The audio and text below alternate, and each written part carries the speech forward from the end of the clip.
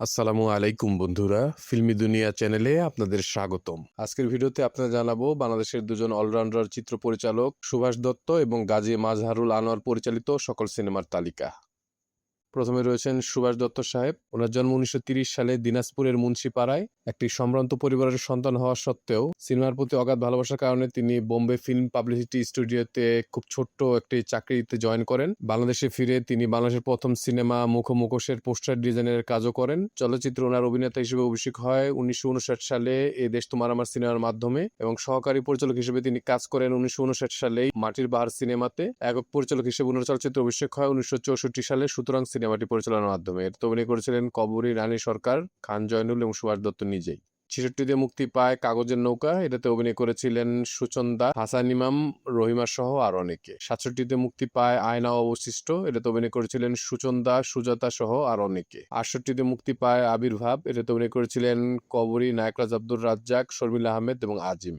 69-এ মুক্তি পায় পালাবদল। এটাতে অভিনয় করেছিলেন পল্লবী, রীতা, আনোয়ার হোসেন, সুভাষ দত্ত সহ আর অনেকে। 69-এ মুক্তিপ্রাপ্ত আরেকটি সিনেমা আলিঙ্গন। এটাতে ছিলেন শর্মিলা আহমেদ, আনোয়ার হোসেন এবং সুভাষ দত্ত নিজেই। 70-এ মুক্তি পায় বিনিময়। অভিনয় করেছিলেন কবরী, উজ্জ্বল এবং সুভাষ দত্ত নিজেই।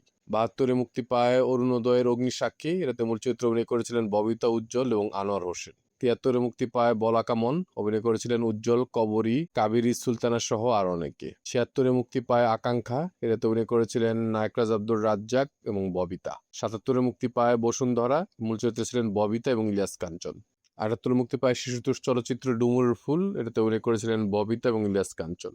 82-তে মুক্তি পায় সোহাগ মিলন, যেটা ছিল সুভাষ দত্তের প্রথম পোশাকি সিনেমা। এটাতে অভিনয় করেছিলেন ওয়াসিম, রোজিনা, জসিম সহ আর অনেকে। 82-তে মুক্তিপ্রাপ্ত আরেকটি সিনেমা সবুজ সাথী। এটাতে অভিনয় করেছিলেন শাবানা আলমগীর এবং জসিম। 83-তে মুক্তি পায় নাজমা। এটাতে ছিলেন নায়করাজ আব্দুর রাজ্জাক, শাবানা, জসিম এবং রোজি আফসারি। 84-তে মুক্তি পায় সকাল সন্ধ্যা। এটাতে অভিনয় করেছিলেন শাবানা আলমগীর, জুলিয়া এবং জসিম। 86-তে মুক্তি পায় ফুলসজ্জা। এটাতে অভিনয় করেছিলেন নায়করাজ আব্দুর রাজ্জাক, ববিতা, মান্না এবং শেলি। 87-তে মুক্তি পায় স্বামী স্ত্রী। এটাতে ছিলেন নায়করাজ আব্দুর রাজ্জাক, শাবানা আলমগীর এবং রাজীব।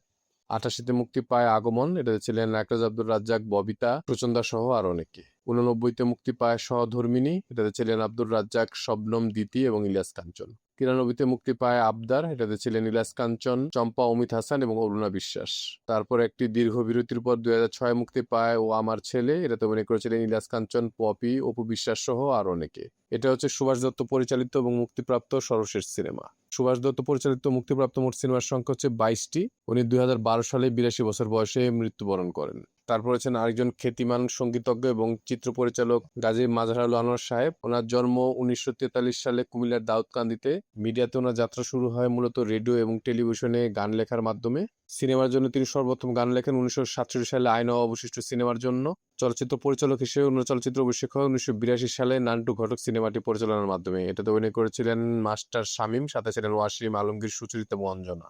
84-তে মুক্তি পায় শাস্তি। এটাতে ছিলেন নায়করাজ আব্দুর রাজ্জাক, শৈল রানা, ববিতা এবং রোজিনা। 85-তে মুক্তি পায় চোর। এটাতে অভিনয় করেছিলেন আব্দুর রাজ্জাক, সুচন্দা, শৈল রানা এবং ববিতা। 86-তে মুক্তি পায় বিচারপতি। অভিনয় করেছিলেন শৈল রানা, রোজিনা, আলমগীর, অঞ্জনা এবং জুলিয়া। 87-তে মুক্তি পায় সন্ধি। এটাতে ছিলেন আব্দুর রাজ্জাক, শবনম, সুচরিতা এবং জাফর ইকবাল। 89-তে মুক্তি পায় শর্ত। এটাতে ছিলেন আব্দুর রাজ্জাক, শবনম, অঞ্জু ঘোষ এবং ইলিয়াস কাঞ্চন। 90-তে মুক্তি পায় স্বাধীন। এটাতে ছিলেন আব্দুর রাজ্জাক, শাবানা, ইলিয়াস কাঞ্চন, দিতি, বাপ্পারাস এবং ম্যারি। 92-তে মুক্তি পায় সমর। এটাতে ছিলেন আব্দুর রাজ্জাক, আলমগীর, শাবানা এবং দিতি। 92-তে মুক্তিপ্রাপ্ত একটি সিনেমা শ্রদ্ধা। এটাতে ছিলেন আব্দুর রাজ্জাক, শাবানা, জাফর ইকবাল, রুবেল, চম্পা সহ আর অনেকে। 94-তে মুক্তি পায় স্নেহ। এটাতে ছিলেন আলমগীর, শাবানা, সালমান শাহ এবং মৌসুমী। 95-তে মুক্তি পায় ক্ষুধা। অভিনয় করেছিলেন ওমর সানি, মৌসুমী এবং অঞ্জু ঘোষ। 96-তে মুক্তি পায় তপস্যা। এটাতে ছিলেন আলমগীর, শাবানা, শাবনাজ এবং বাপ্পারাজ। 97-তে মুক্তি পায় আম্মা। অভিনয় করেছিলেন ইলিয়াস কাঞ্চন, মান্না, চম্পা এবং দিতি। 98-তে মুক্তি পায় উল্কা। এটাতে অভিনয় করেছিলেন ওমর সানি, মৌসুমী, রুবেল এবং ময়ূরী। একই বছর মুক্তি পায় পরাধীন। এটাতে ছিলেন শৈল রানা, শাবানা, জসিম, রুবেল এবং মৌসুমী। 99-তে মুক্তি পায় রাগী। এটাতে ছিলেন আব্দুর রাজ্জাক, ববিতা, রুবেল এবং পপি। 2002-এ মুক্তি পায় আর্তনাদ। এটাতে অভিনয় করেছিলেন ডিপজল, সাথে ছিলেন আমিন খান, রুবেল, মৌসুমী, শাহনাজ এবং সুচরিতা। 2006-এ মুক্তি পায় জীবনের গল্প। এটাতে অভিনয় করেছিলেন আলমগীর, কবরী, মান্না, মৌসুমী, শাবনূর এবং শাহরিয়ার নাজিম জয়। 2007-এ মুক্তি পায় এই যে দুনিয়া। এটাতে অভিনয় করেছিলেন আব্দুর রাজ্জাক, মান্না, শাবনূর, মৌসুমী এবং শাহরিয়ার নাজিম জয়। 2008-এ মুক্তি পায় পাষাণের প্রেম, এটাতে অভিনয় করেছিলেন শাহরিয়ার নাজিম জয়, অপু বিশ্বাস, মৌসুমী সহ আর অনেকে। 2011-তে মুক্তি পায় হৃদয় ভাঙা ঢেউ, এটাতে অভিনয় করেছিলেন অনন্ত জলিল, বর্ষা, আলমগীর এবং দিতি। এটা ছিল গাজী মাজহারুল আনোয়ার পরিচালিত এবং মুক্তিপ্রাপ্ত সর্বশেষ সিনেমা। গাজী মাজহারুল আনোয়ার পরিচালিত মোট সিনেমার সংখ্যা হচ্ছে 21টি। তিনি 2022 সালে 79 বছর বয়সে মৃত্যুবরণ করেন। আমরা ওনার বিদেহী আত্মার মাগফিরাত কামনা করছি। আল্লাহ পাক যেন ওনাকে বেহেশত নসিব করেন।